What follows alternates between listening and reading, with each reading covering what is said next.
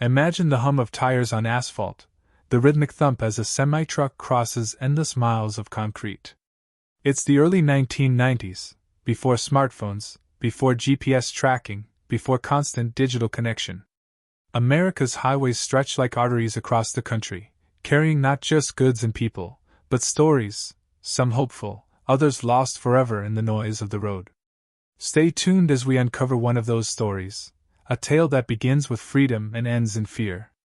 And if you love true stories that dive into the hidden corners of history, make sure to subscribe to this channel, because this journey is only just beginning. The open road, it was America's beating heart. In the 1990s, long-haul trucking wasn't just a job. It was a lifestyle. Truckers were the quiet heroes of commerce, driving through sleepless nights to keep the economy moving. They lived by a different rhythm, guided by dispatchers, truck stop schedules, and the glow of fluorescent lights breaking the darkness. Every few hours they'd pull into rest stops lined with glowing vending machines, humming diesel engines, and the chatter of CB radios. The language of the highway was its own, truckers using handles, trading jokes and warnings over static-filled frequencies. For them, the road wasn't empty. It was alive, a moving network of people, machines, and stories crisscrossing the continent.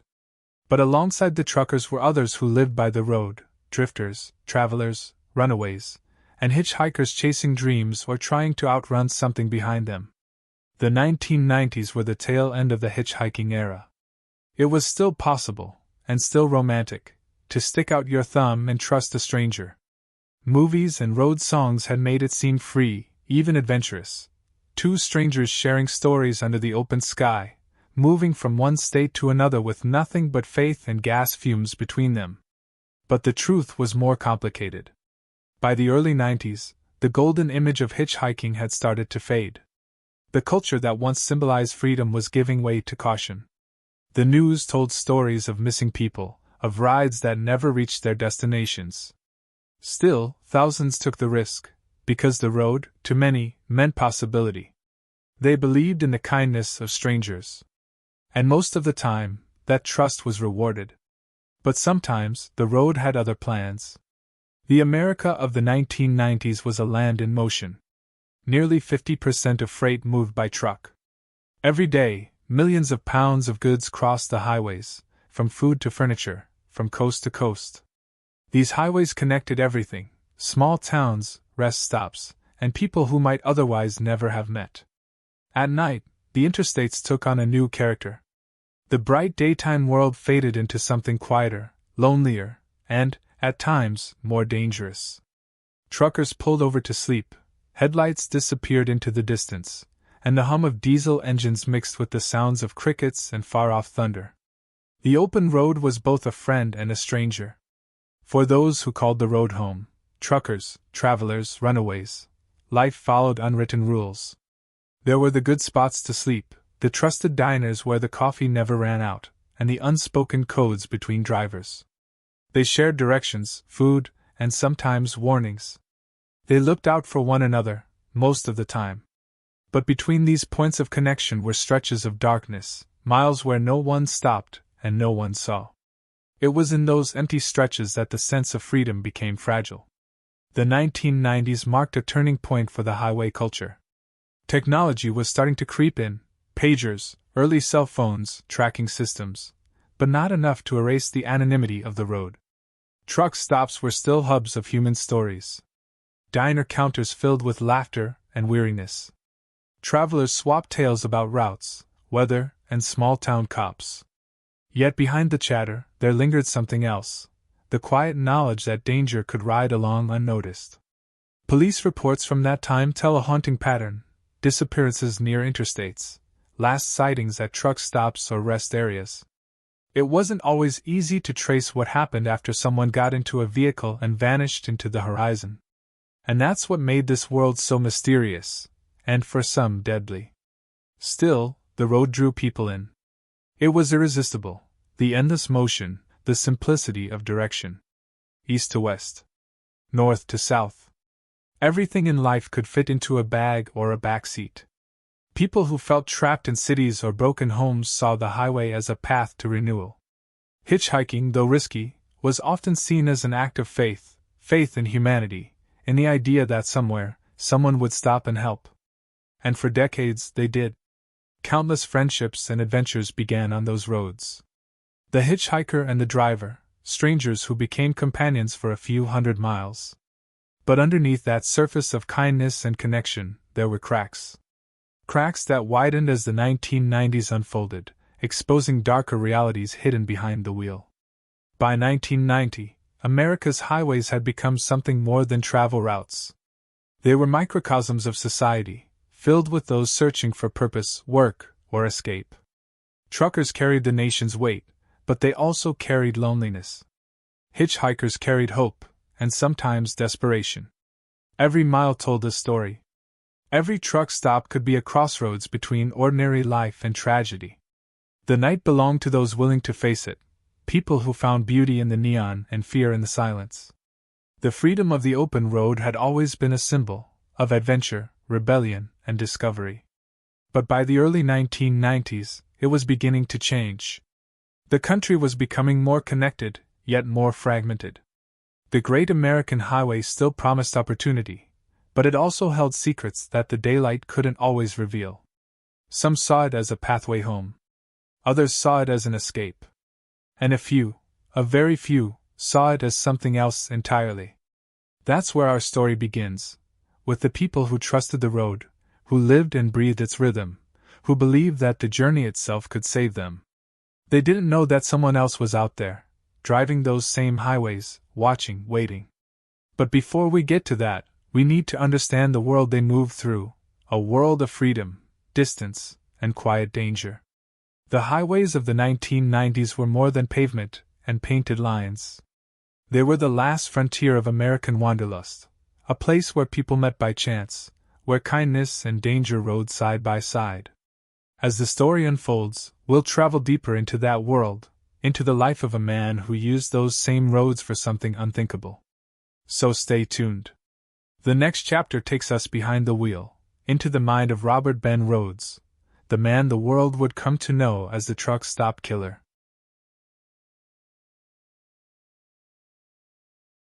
By day, he looked like any other man behind the wheel, a professional truck driver, a face lost in the crowd of America's restless highways. He waved at other truckers, stopped for coffee at familiar diners, and blended into the rhythm of the road. Nothing about him stood out, and that was exactly how he wanted it. This is the story of Robert Ben Rhoades, a man who mastered the art of appearing ordinary. A man who carried a secret life in the back of his truck, hidden behind the routine of his long hauls. In this chapter, we uncover the double life of the man who would become known as the truck stop killer. Robert Ben Rhoades wasn't born into darkness. He was born into what seemed like a normal, middle American life.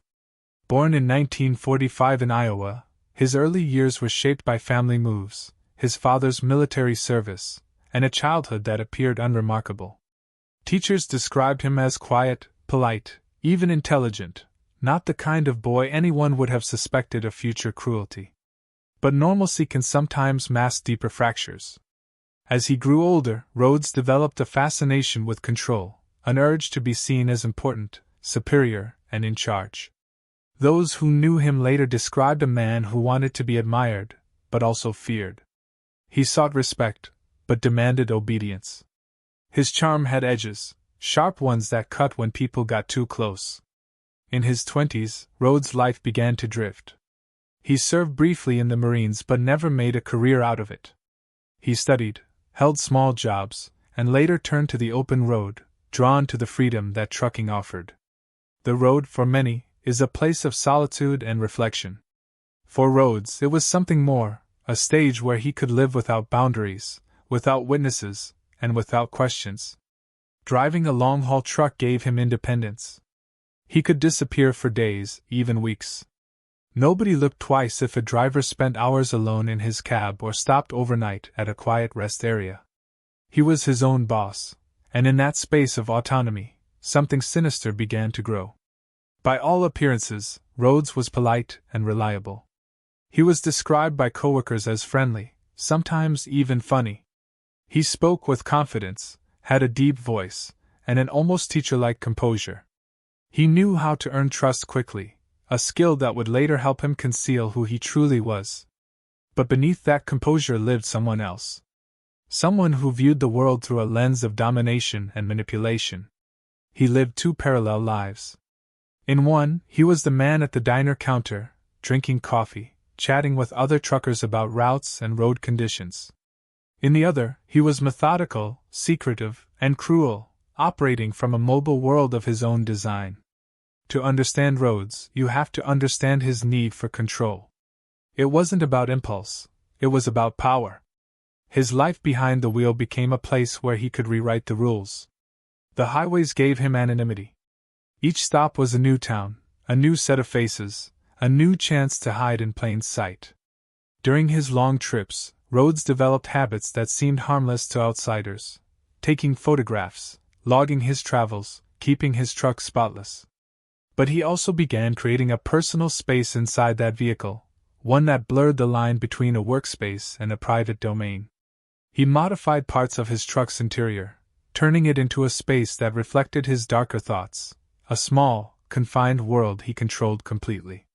At home, Rhoades presented a different image. He was married more than once, and to neighbors or acquaintances, he came across as quiet, sometimes distant, but never openly threatening. He held jobs, paid bills, smiled at small talk. Those who knew him casually couldn't have imagined what he hid behind his professional calm. To his partners, though, glimpses of the truth surfaced: controlling behavior, emotional manipulation, and an intensity that grew over time. He kept his life compartmentalized, one box labeled home, another road. Few people crossed between them. The 1990s were the perfect time for someone like Rhoades to remain invisible. The trucking industry relied on trust. Drivers were given autonomy to manage their routes. There were no GPS trackers, no digital logs, no cameras. The road gave him isolation, and isolation gave him opportunity. He was part of a vast, moving population that rarely stayed in one place long enough to be noticed. And that was his camouflage. People who met him described him as intelligent, articulate, and oddly calm. He had a way of speaking that was both engaging and unsettling, polite yet detached. That mixture of warmth and distance drew people in. It gave him the appearance of someone trustworthy. But like many who lived double lives, Rhoades thrived on that deception. He found comfort in his ability to deceive others, to wear a mask that hid everything beneath. It wasn't rage that drove him, it was control. His calmness wasn't peace, it was calculation. Investigators later described him as meticulous. He planned his days with precision. He remembered details about routes, people, and patterns. He never wanted to leave anything to chance. Even the way he dressed reflected his dual identity, neat, professional, but with subtle touches that spoke of vanity. Pressed shirts, clean truck, everything in order. To most, he looked like a man proud of his work. But inside, he saw himself as untouchable, clever enough to stay one step ahead. As the years went on, Rhoades' confidence grew. He believed he could move through the country unnoticed, one man among thousands of truckers crossing state lines each day. He learned the rhythm of the highway, when patrols were light, which rest stops were busiest, where he could pull off without being seen. His life became a calculated game of movement and invisibility. And through all of it, he maintained the image of a hard-working driver, the man behind the wheel, always moving, always polite. But even double lives leave cracks. In time, fragments of his hidden world began to surface, small signs that something about Ben Rhoades didn't fit the ordinary mold. A strange comment here. A sudden temper there. A woman's unease that couldn't be explained.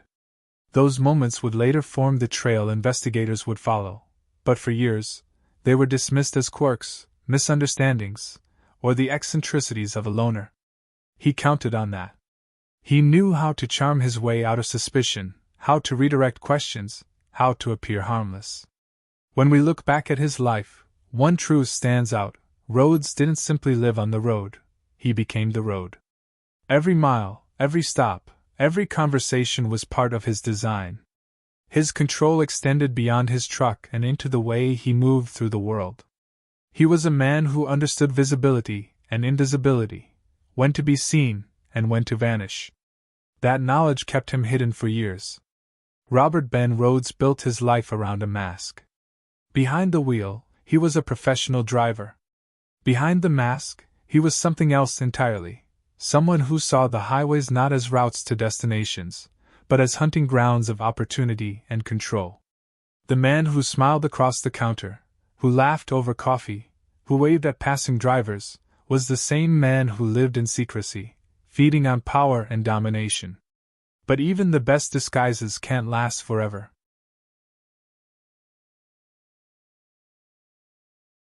It began like countless other stories of the open road, a backpack, a dream, and a thumb raised in hope. The highways of the early 1990s were full of young travelers chasing freedom. They believed that the road could take them anywhere, to new lives, new friends, new beginnings. But for some, those journeys ended in silence. Tonight, we follow the lives of those who trusted the wrong stranger, those whose final ride began with a smile and ended on the same highways that promised adventure. Stay tuned, because the story you're about to hear isn't just about fear. It's about trust, courage, and the way the open road can turn from a symbol of freedom into a path of no return. The world of the early 1990s was still built on faith and human kindness. Travelers shared the road with truckers, farmers, and strangers who stopped to lend a hand. For decades, hitchhiking was part of the American experience, a rite of passage for wanderers seeking something bigger than the towns they'd left behind. They stood by exit ramps and rest stops, holding cardboard signs marked California, Texas, anywhere. And most of the time, people stopped. Most of the time, rides led to stories told over gas stations, snacks, or roadside diners. But every so often, a car pulled over that shouldn't have. The travelers who crossed paths with Robert Ben Rhoades weren't reckless. They were simply trusting. They were young, often in their late teens or early 20s, chasing possibility across America's endless highways. Many came from small towns, carrying guitars, notebooks, or just a change of clothes. They wanted to see the world before life closed in. Some were on their way to new jobs, others visiting friends, some simply running from the monotony of home. They looked for safety in smiles and kind words, and for a moment, that's what they saw in Rhoades. He was older, confident, even fatherly. His voice carried calm authority, the kind that put people at ease. His truck was clean, organized, and his demeanor professional. There was nothing about him that screamed danger. He was, after all, just another man making his way down the highway. For the first few miles, everything probably felt fine. Polite conversation filled the cab, where they were headed, what music they liked, stories of the road. Hitchhikers often felt a strange intimacy with drivers. They were strangers sharing small, confined spaces, trusting one another with nothing but words and good faith. But Rhoades' calmness wasn't kindness. It was calculation. He knew what to say, how to listen, and when to make his passengers lower their guard. Every conversation, every laugh, was part of a pattern, one that led toward isolation. The transition from comfort to danger was subtle, too subtle to notice until it was too late. What began as small talk became tension. The warm glow of the cab turned colder. The sense of safety started to fade. And soon, the hitchhiker's world shrank to the inside of that truck, a space that Rhoades had turned into his own domain. He controlled every inch of that space, the locks, the lighting, the air itself. To him, it wasn't a vehicle. It was a moving world where he decided who stayed, who left, and when. The road outside rolled on, indifferent. The people who disappeared during those years weren't faceless statistics. They had lives, families, dreams. Some were travelers in love with the open road. Some were runaways hoping to start over. A few were young women whose families waited by phones, wondering when they'd call. Each one believed they were strong enough, smart enough, or lucky enough to stay safe. But the road doesn't care about luck. And Rhoades knew how to find those who were alone, the ones between destinations, between safe places. He offered them what they needed most: a ride, a meal, a sense of kindness. He moved across the country like a shadow. From Arizona to Illinois, Texas to California, the truck was his disguise, his passport to invisibility. Truck stops were his hunting grounds. Neon lights, jukebox music, laughter, and solitude all blended together. Travelers came and went, most unnoticed. For Rhoades, it was a world of opportunity, transient, anonymous, and filled with potential victims who would never be traced. He watched, listened, waited. He studied mannerisms, spotting those who seemed tired, vulnerable, or lost. To the outside world, he was polite, maybe a little quiet, but harmless. Inside, his mind worked like a blueprint, planning what came next. The tragedy of these encounters isn't just what happened, it's how easy it was for it to happen. In the days before cell phones, travelers had no way to instantly share their location or contact loved ones. Payphones were scattered across rest stops, and if someone disappeared between towns, there was no immediate alarm. For the families left behind, the silence was unbearable. Days turned into weeks, weeks into years.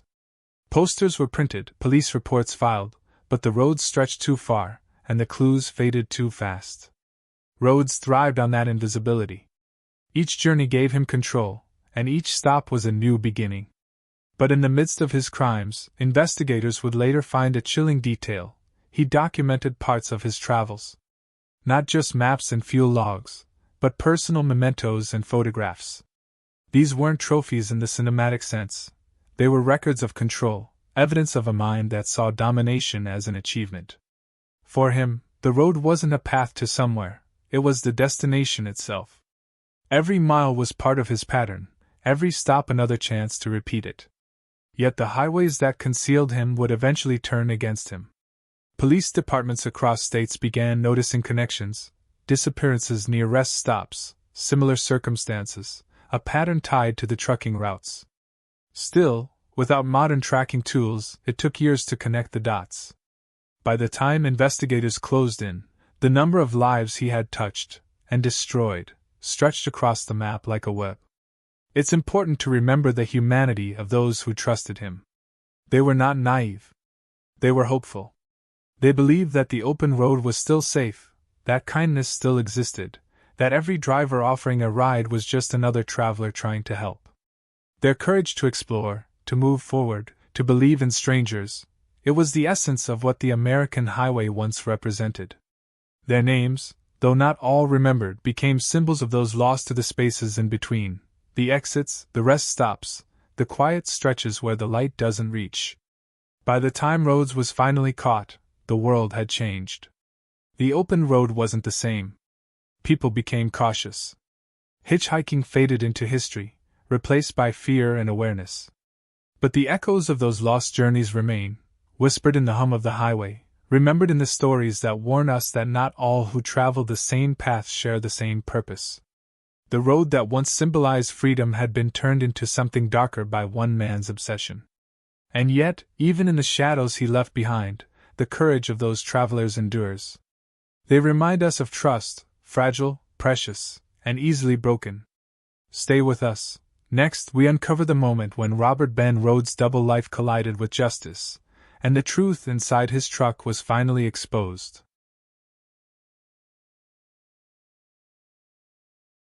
It looked like any other truck pulled over on the side of an American highway, chrome mirrors gleaming under the flashing lights, the smell of diesel heavy in the air. But what police would find inside that cab would end years of mystery, silence, and fear. For years, no one knew who was behind the string of disappearances that seemed to follow the interstates. No one knew that the answers were rolling by them, hidden behind a steering wheel, under the mask of a polite truck driver named Robert Ben Rhoades. This is the moment when the illusion broke, when investigators finally opened the door to his truck and uncovered what he'd spent years hiding. It was a routine traffic stop. A patrol officer in Arizona noticed something unusual about a truck parked along the highway's shoulder. The driver seemed nervous, the vehicle positioned awkwardly, engine still running. The officer approached with caution, not expecting much more than a ticket or a conversation. But the closer he got, the more unsettling the situation became. When he looked through the side window, what he saw made him freeze. Inside, a terrified young woman, alive, restrained, and pleading silently for help. The driver was calm. Too calm. He introduced himself as Robert Ben Rhoades, cooperative but measured. To the officer, something felt wrong. The air inside that truck carried the weight of hidden truth. Within minutes, backup arrived. Rhoades was removed from the vehicle and questioned at the scene. The woman was rescued, frightened but alive, and her story would become the key to unraveling one of the most disturbing cases in highway history. As officers began to search the truck, what they found inside would turn a traffic stop into a major criminal investigation. The inside of Rhoades' truck was unlike anything investigators had ever seen. Behind the curtain separating the driver's seat from the sleeping area was a meticulously arranged space that revealed years of preparation and control. It wasn't chaotic. It wasn't random. It was ordered, almost clinical. Everything had its place. Every tool, every object was organized with purpose. Officers later described it as a setup for domination and control, not the impulsive work of a reckless mind, but the deliberate design of someone who'd planned every detail. The rescued woman told detectives she had been picked up days earlier while hitchhiking. At first, Rhoades had seemed kind, polite, even protective. He offered her food, conversation, and a ride toward her next stop. But the atmosphere changed once the truck was on the road, once she realized she was no longer in control. She described how the cab had become a trap, how Rhoades used his calm demeanor to manipulate her into submission. Her courage in telling her story became the first step toward exposing everything he'd done before that day. Investigators soon learned that this wasn't the first time Rhoades had encountered travelers who vanished. Forensic teams began cataloging every piece of evidence from the truck.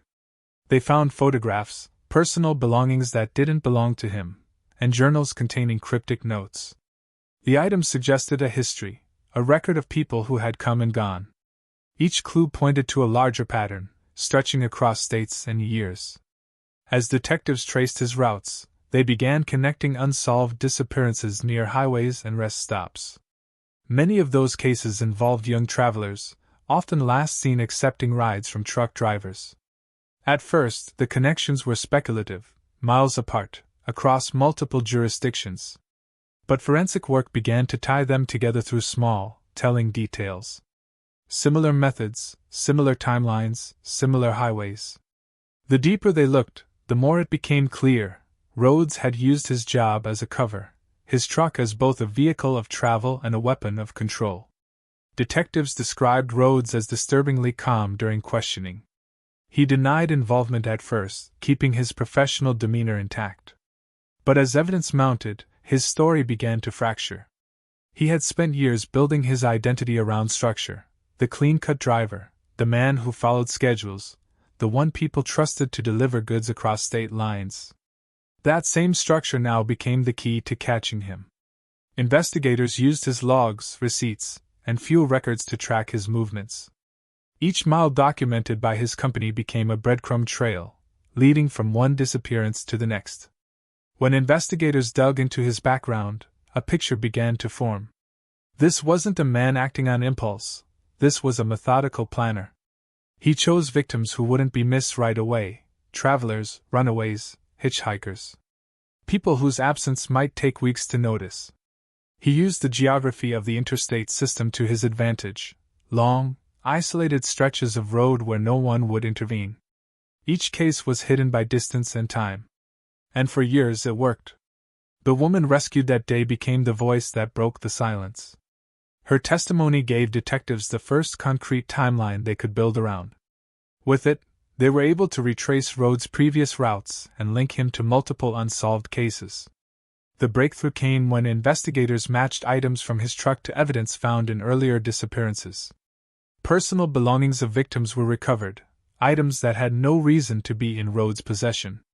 Those connections turned a single arrest into a nationwide investigation. Rhoades had used his truck not only as transportation but as a self-contained environment, a private, moving world where no one could see what was happening inside. The scope of his crimes shocked investigators. The evidence pointed to a timeline stretching over a decade, possibly longer. While not every disappearance could be conclusively tied to him, the pattern was undeniable. He had operated undetected for years, shielded by the mobility of his profession. The open road that once symbolized opportunity had become his camouflage. In interviews, officers who worked the case described conflicting emotions: relief that they'd caught him, and sorrow for how long it had taken. They spoke about walking through the truck, seeing the evidence firsthand, and realizing how many lives had intersected with that space without anyone knowing. The discovery was more than physical evidence. It was the unraveling of a mystery that had haunted multiple states for years. The forensic story told what words could not. Rhoades had meticulously cleaned his truck after each trip, but science preserved what he couldn't erase: microscopic traces that connected him to his victims. Piece by piece, investigators built the case: the logs, the photographs, the survivors' testimonies, and the evidence found inside the truck. When the full picture emerged, it revealed not just a man who committed terrible acts, but a man who believed he could outsmart the system forever. He underestimated the power of persistence, of detectives, forensic scientists, and the survivors who refused to stay silent. Their work turned his own world against him. The truck that once kept his secrets now held the proof that would end his freedom. For years, Robert Ben Rhoades used his 18-wheeler as a moving disguise, a workplace by day, and a chamber of horror by night. But in the end, it was that same truck that betrayed him. Inside it, investigators found the truth, the evidence, the memories, the record of what he'd done. The road that had carried him for so long had finally reached its end.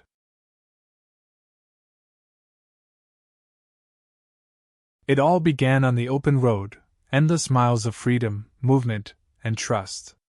But now, it ends here, in a courtroom, under fluorescent lights, where the silence of the highways finally found its voice. After years of unanswered disappearances and unsolved cases, the man once seen as just another truck driver now sat at the center of a nationwide reckoning. His name, Robert Ben Rhoades. The road that had hidden his crimes for so long had finally turned against him. The moment Rhoades was led into custody marked the turning point in one of America's most haunting true crime stories. His arrest had started like a simple traffic stop. But the evidence uncovered inside his truck, the same vehicle he had used for work and for concealment, painted a chilling portrait of years spent preying on the vulnerable. As investigators pieced together the evidence, one question echoed through every newsroom and every police department: how had he managed to stay hidden for so long? The answer lay in the structure of the highway system itself, vast, unmonitored, and transient. The same freedom that fueled the trucking industry had created the perfect cover for a predator who never stayed in one place long enough to draw suspicion. When the case reached the courtroom, the atmosphere was tense and heavy.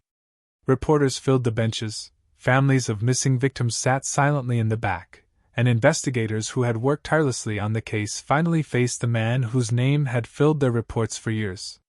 Rhoades appeared calm, as he always had.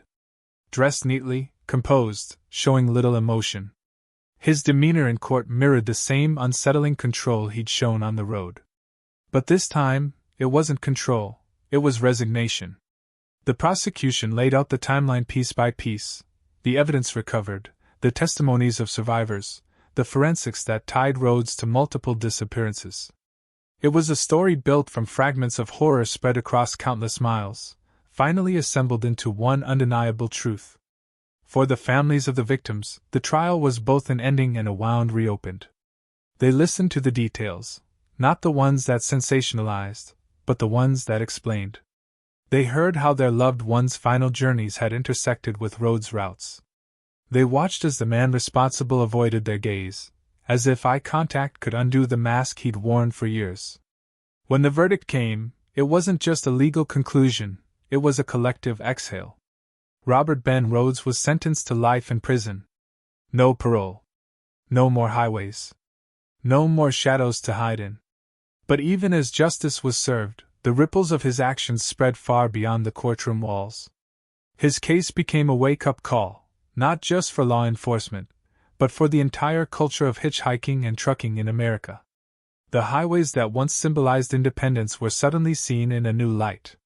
The casual trust between travelers and truckers, a handshake, a friendly offer of a ride, was now clouded by fear and skepticism.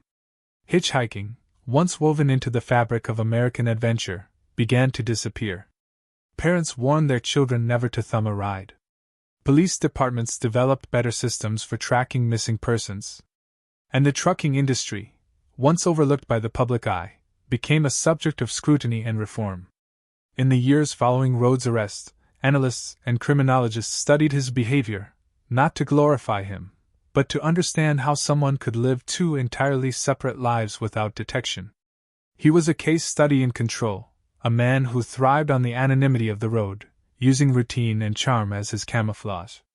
Experts pointed out that his profession gave him both cover and mobility, and that his demeanor, polite, calm, articulate, allowed him to disarm suspicion before anyone could see the truth beneath it. They called his truck a mobile crime scene. But it was also a metaphor for the fragility of trust, how easy it is to mistake composure for safety, and how the most ordinary faces can hide extraordinary danger. Yet from this tragedy came progress. The investigation into Rhoades' crimes helped push for improvements in cross-state communication among law enforcement agencies. Missing persons databases were expanded, and truck stop safety programs were introduced. Survivors' advocates worked tirelessly to remind the public that awareness saves lives.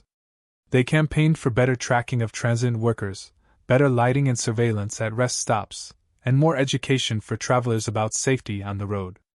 In many ways, the case became a turning point, not just in criminal investigation, but in public consciousness. It forced America to look at the darker side of its romanticized highway culture and ask uncomfortable questions about safety, isolation, and trust.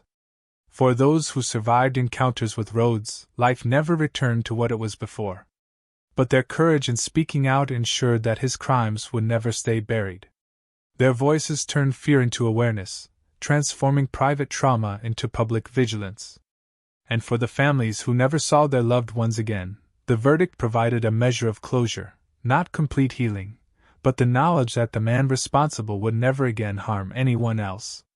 They became advocates, storytellers, and guardians of memory, reminding the world that justice isn't just about punishment, it's about ensuring that the silence of the victims is never repeated. The story of Robert Ben Rhoades isn't just about evil hidden behind the wheel. It's about the systems that allowed him to move unseen, and the people who worked tirelessly to bring him to justice. It's about the highways, symbols of freedom that also carry reminders of risk.